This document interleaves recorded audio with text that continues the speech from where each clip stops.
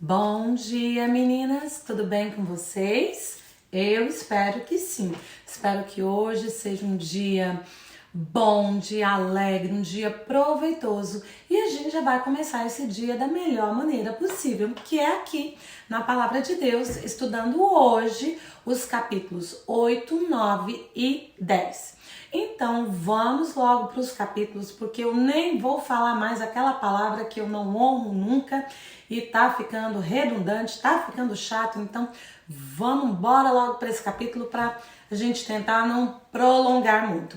E ali no capítulo 8, já no comecinho, a gente vê que Jesus ele ia de cidade em cidade, de aldeia em aldeia, levando, pregando o evangelho, propagando o reino de Deus. Ou seja, falando dele mesmo, Ele já estava ali trazendo as boas novas e o intuito maior de Jesus era ensinar.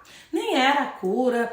Claro que ele curava, ele fazia grandes milagres, grandes coisas, mas o intuito dele era ensinar e falar sobre o reino de Deus. Uma coisa que me chama a atenção é que fala aí, cidade em cidade, aldeia em aldeia. Jesus, hoje, muita gente, meninas, muita gente tá precisando se espelhar aqui nesses versículozinhos, porque muita gente aí fica famosinho e aí só quer saber de grandes cidades, grandes eventos, coisas grandes. Ah não, isso aqui é muito pequenininho. Ah não, nesse eventinho aqui eu não vou não, porque não tem significância, não tem relevância, não chama atenção. Mas olha aqui Jesus não ia só para cidades, aldeias, coisas onde haviam poucas pessoas. Ele se importava tanto com o grande quanto com o pequeno. Olha o exemplo a ser seguido aí, meninas? E outra coisa que a gente vê aqui no capítulo 8, ainda no começo do capítulo 8, eu não sei nem porque que eu tô com a minha Bíblia aqui, porque hoje eu não tô conseguindo nem enxergar de verdade, as letrinhas estão meio, como é que fala? Tão pequenininhas, tem dias que é assim. Mas eu já sei o que tá escrito, então bora lá. Aqui a gente vê Jesus, tá falando aqui sobre mulheres. E eu já ouvi algumas pessoas perguntando, já ouvi essas discussões que Jesus era machista, que Jesus era misógino, Jesus não gostava de mulheres porque ele só tinha os 12. Mas olha só o que fala aqui já no versículo 2, E fala que também algumas mulheres que algumas mulheres o seguiam, mulheres que haviam sido curadas de enfermidades, de espíritos imundos. E aí ele dá nome, que era Maria Madalena, Susana, mulher de Cusa, Joana, dentre outras mulheres. Várias mulheres o seguiam e o assistiam com os seus bens. Então pensa comigo, se Jesus fosse misógino, fosse machista, você acha? Aqui só citou o nome de algumas, mas termina dizendo que várias outras mulheres. E essas mulheres têm uma coisa aqui que a gente que chama a atenção, porque os discípulos, lembra que Jesus vai escolhendo, escolhe um, chama outro, mas as mulheres não, elas foram prontas, elas se prontificaram, elas foram tão impactadas pelo o pregar do reino de Deus, o trazer esse reino de Deus sobre a vida delas, que elas quiseram fazer parte desse reino. E Jesus de forma alguma disse, não mulheres, vocês não podem não. Ao contrário, elas seguiam e o assistiam. E esse o assistiam, eu acho que era assistir de várias formas, com os bens que elas se desprendiam dos seus bens materiais mesmo, elas financiavam o ministério de Jesus. Porque Jesus não trabalhava, meninas? Ele só estava ali pregando, indo de cidade em cidade, mas tinha que comer, tinha que beber. Quem é que pagava essas contas? Olha aqui, as mulheres, não estou dizendo que eram só as mulheres, porque onde ele chegava, as pessoas davam abrigo, abriam suas casas, mas olha essas mulheres assistindo a Jesus de todas as formas, inclusive com os seus bens. Mas vamos lá para o capítulo 9, porque senão o vídeo fica enorme.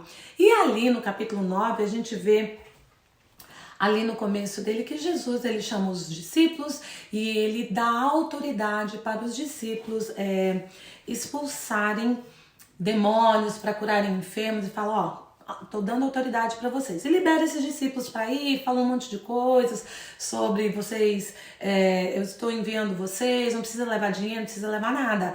Mas o que ele estava querendo dizer com isso? Confia na minha provisão, confia no Deus que vocês servem, porque se eu estou chamando e estou te dando a autoridade para fazer essas coisas no meu nome, eu também sou Deus para trazer as provisões, para fazer com que outras pessoas cubram vocês com as provisões necessárias. E eu digo uma coisa, quantas vezes eu aqui na minha vida, até outro dia estava comentando isso com minha amiga Thaisa, que quando a gente se prontifica para fazer o chamado de Deus e fazer as coisas de acordo com as quais Ele nos chama, gente, mesmo naqueles momentos mais difíceis, se você está passando por uma dificuldade financeira, surge dinheiro não sei da onde, se é algo que não seja no âmbito financeiro, Deus abre as portas de uma forma que você fala, mas como? Mas por quê? Quando você responde ao chamado dele, ele faz. Tem um versículo que diz que tanto querer quanto efetuar vem dele. E isso é verdade. Mas bora continuar, porque senão vocês já sabem. E aí a gente vê um pouquinho mais à frente, Jesus vai passar por um vilarejo, uma cidadezinha samaritana. Não dá pra gente falar aqui, porque senão fica enorme o vídeo. Mas os judeus e os samaritanos, eles não se davam. E isso vem de muito tempo, quando os reinos do sul, né, quando o reino de Israel é dividido, algumas tribos ficam ali no reino do norte, na capital Samaria, ou duas tribos ficam ali no reino do sul, com a capital Jerusalém, e eles os povos do norte começam a se misturar e acabam não sendo puros, como os judeus, né? Eles gostam de ser puros, não tem mistura aqui. E aí, mais uma série de outras coisas acontecem e os judeus passam a não gostar dos samaritanos e vice-versa. E aí Jesus tem que passar nessa aldeia, só que os samaritanos, eles não recebem Jesus muito bem. Eles veem que o semblante de Jesus já está meio contrito, Jesus estava a caminho de Jerusalém e eles não recebem. Aí Tiago e João, acho que é Tiago e João, meninas, até me confundi agora. Falam, Senhor, quer que a gente ora aqui, manda descer fogo do céu, né? Destrói essa cidadezinha aqui, essa cidade samaritana e acaba com tudo isso. E Jesus fala, não, meninos, calma, muita calma nessa hora, que não é assim que se resolve as coisas. Não vamos destruir nada. O que ele está querendo dizer? Eu vim tanto para vocês que são judeus, quanto eu vim para os outros que não são. Então para com isso, não é assim que a gente trata os nossos inimigos. Nós lemos lá em Mateus, né, que a gente tem que andar uma milha, outra milha, e que vantagem tem você amar o seu amigo? Nada, porque amigo é fácil de amar, mas amar o seu inimigo, aí é um trabalhinho mais difícil. Então olha só o exemplo que Jesus dá. Aí a gente vai para o capítulo 10, que a gente vê que Jesus chama outros discípulos. Lembra que nós já falamos sobre isso? Que haviam os 12, mas haviam outros discípulos também. Jesus chama 70 dos seus discípulos e divide em dois. Número 2 significa testemunho. Significa mais que testemunho, mas eu não vou explicar. Então ele chama de 2 em 2 e divide e fala, vai pregando, vai expandindo o reino, porque era de muitos vilarejos, muitas cidadezinhas, e Jesus era um só. Ficava difícil, né, para ele ir a todos os lugares. E um pouco mais à frente, a gente vai ver que esses discípulos, eles vão voltar. E eles vão voltar muito contentes, porque eles conseguiram, né, fazer aquilo que Jesus tinha falado. E a gente viu que no capítulo 9, Jesus dá autoridade para os 12. Mas essa mesma autoridade que Jesus havia dado para os 12, ele também dá para os 70. E quando esses 70 voltam, né, da diligência que Jesus tinha dado para eles voltam extremamente felizes, porque na autoridade do nome de Jesus, eles conseguiram expulsar demônios, eles conseguiram curar enfermos, eles conseguiram propagar o reino de Deus. E isso é fantástico, porque essa autoridade, a gente tem ela sobre as nossas vidas até hoje. Então, até hoje nós temos, através do nome de Jesus, já foi falado isso, não por mim, não por você, não é por força nem por poder é pelo Espírito Santo que habita em nós, que nós temos essa autoridade através do sangue de Jesus que foi derramado na cruz. A gente tem essa mesma autoridade para fazer todas essas coisas e muito mais, como diz lá no livro de João. Mas aí, pro vídeo não ficar grande, eu tô tentando correr porque eu me surpreendi com o tamanho do vídeo que eu fiz no começo dos capítulos. Acho que foi capítulo 2, 3 e 4, uma coisa assim. Então, a gente vai continuar aqui. E aí, tem uma parábola, que é a parábola do bom samaritano. Eu acho que por mais que você nunca tenha lido a Bíblia, você já escutou falar na parábola do bom samaritano. Ele conta sobre o homem que está indo ali no caminho, descendo de Jerusalém para Jericó. E esse é um homem judeu. E aí esse homem é assaltado, os assaltantes batem nele, deixam ele bastante machucado e deixam ele jogadinho ali à beira do caminho. Aí vem um sacerdote judeu, vê aquele homem e já percebe que ele era samaritano, né? Aliás, não percebe que ele era samaritano. Vê que aquele homem tá ferido, tá machucado e passa de largo e deixa ele pra lá. Passa um pouquinho, vem um levita. Levita era o responsável pela adoração, pelo louvor, pela música. E ele vê aquele homem todo machucado, todo ensanguentado, também passa de largo e deixa pra lá. Aí vem um samaritano, olha para aquele homem machucado, sabendo que ele é judeu. Lembra que nós falamos agora um pouquinho ali do capítulo 9, que, né, da rixa que tinha entre samaritanos e judeus. Mas esse samaritano pega esse judeu, cuida das feridas, passa azeite, limpa, leva para uma hospedaria, fica com ele um dia e no outro dia esse samaritano já tinha seus afazeres, tinha que ir embora, mas ele paga a diária desse judeu machucado e fala, olha, tá aqui esse dinheiro, tudo que pro dono da hospedaria, cuida dele, então tudo que você precisar tá aqui, né? E o que não der, depois a gente acerta. E nisso, Jesus está falando isso para um mestre da lei que havia interpelado ele. E Jesus fala, qual desses, né? Qual desses demonstrou mais carinho, demonstrou mais cuidado, demonstrou mais caridade para com esse samaritano? Uma coisa que a gente tem que entender, o sacerdote ele não podia tocar em nada impuro. Se ele tocasse em coisas mortas, ensanguentadas, tinha uma série de coisas. A mesma coisa o levita. Aí eles teriam que ficar 7 dias antes de entrar no templo, antes de trabalhar na música. Eles não poderiam fazer nada relacionado a Deus durante 7 dias, que era o período da purificação. Então, por esse motivo, eles não tocam ali nesse judeu.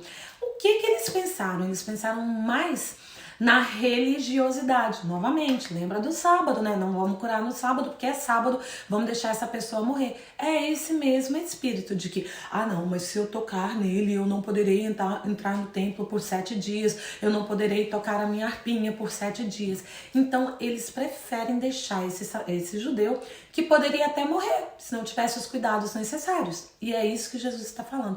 Qual desses demonstrou mais cuidado?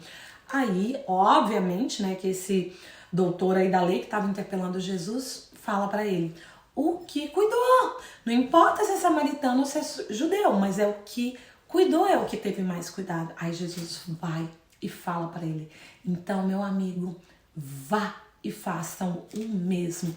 Ou seja, se desprenda dessa sua religiosidade, largue tudo isso, porque isso não me importa. O que me importa é ver um filho meu que está prestes à morte e ser cuidado por qualquer pessoa, seja no sábado, seja você levita, seja você sacerdote, mesmo que você vai ficar 7 dias sem entrar no meu templo. Você vai me adorar muito mais ao cuidar daquele que precisa do que entrar no templo todo limpinho, né? Aqui externamente, mas por dentro você não fez o principal, que é amar o teu próximo como a ti mesmo. Certo? Mas bora terminar esse capítulo, porque, meu Deus, eu tô aqui que a minha cabeça já tá muito grande. Já falamos sobre a parábola do samaritano. E aí tem mais uma coisa muito, muito boa nesse capítulo, que não dá pra gente deixar de falar, que é sobre Marta e Maria. Aqui em Lucas diz, né, que Jesus entra numa cidade e ele vai se hospedar, né, na casa de Marta e Maria. E depois, lá em João, a gente vai estudar um pouquinho sobre elas. Eram duas irmãs, são as irmãs de Lázaro. Depois a gente fala sobre isso.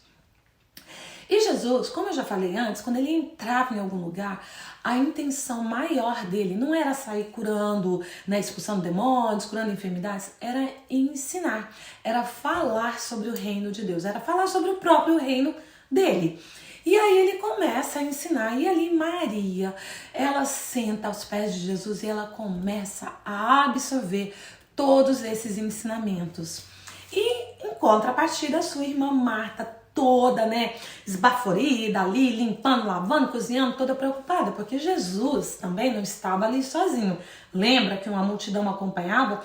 E no mínimo, mesmo que a multidão não estivesse ali com ele, no mínimo tinha 12 homens andando naquele deserto, naquele calorão, famintos, né, com sede.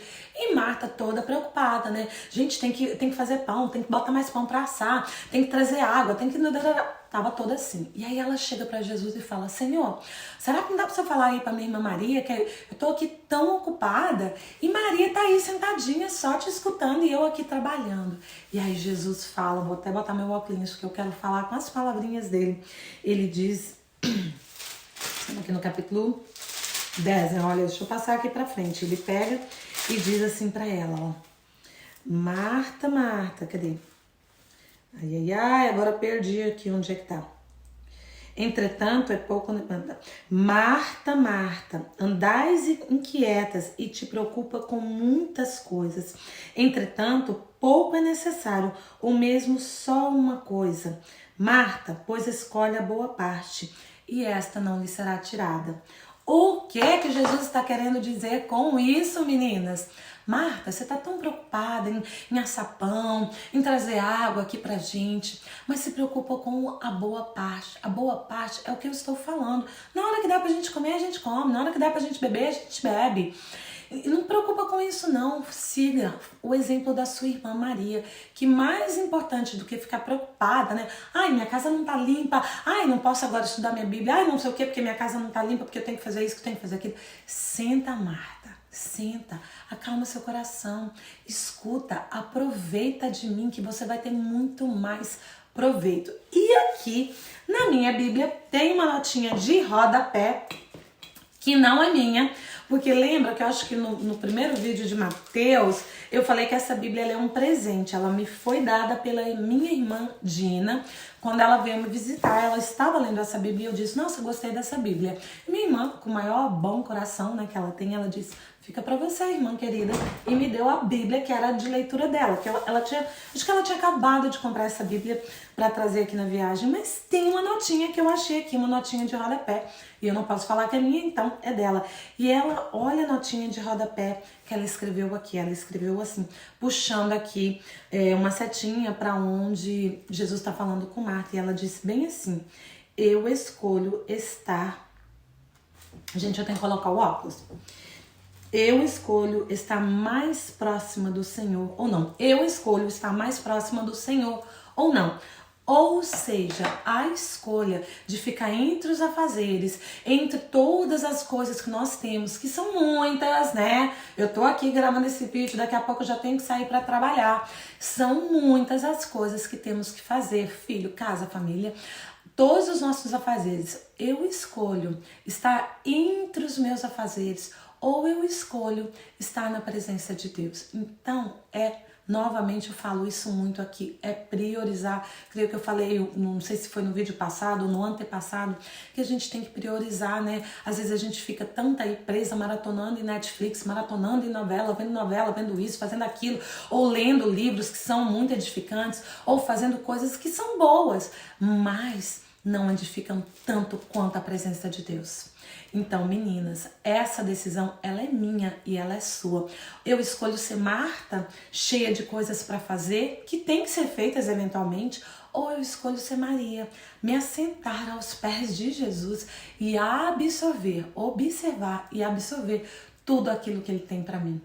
Ai, ai, ai, eu não sei qual é a sua resposta. Eu estou tentando ser Maria. Eu quero ser Maria. Tem dias que eu não consigo, mas tem dias que eu digo não. Casa para limpar sempre vai ter, roupa para lavar sempre vai ter. Mas o meu Jesus, para me ensinar e me edificar e me dar forças até para depois conseguir fazer essas coisas, é minha prioridade. Então, meninas, hoje eu quero terminar com a pergunta: quem é você aí? Quem é você? Você é Marta ou você é Maria? Com qual das duas você se identifica mais? E com quem você se identifica? Você quer continuar sendo Marta, caso a sua resposta seja Marta, ou você quer continuar sendo Maria? Não sei qual é a sua resposta. Então, hoje era isso. Eu espero que esse vídeo tenha chegado até o seu coração e que o Espírito Santo possa tocar em você, trazer luz sobre algumas coisas aqui, sobre alguns ensinamentos do nosso mestre maior, que é Jesus.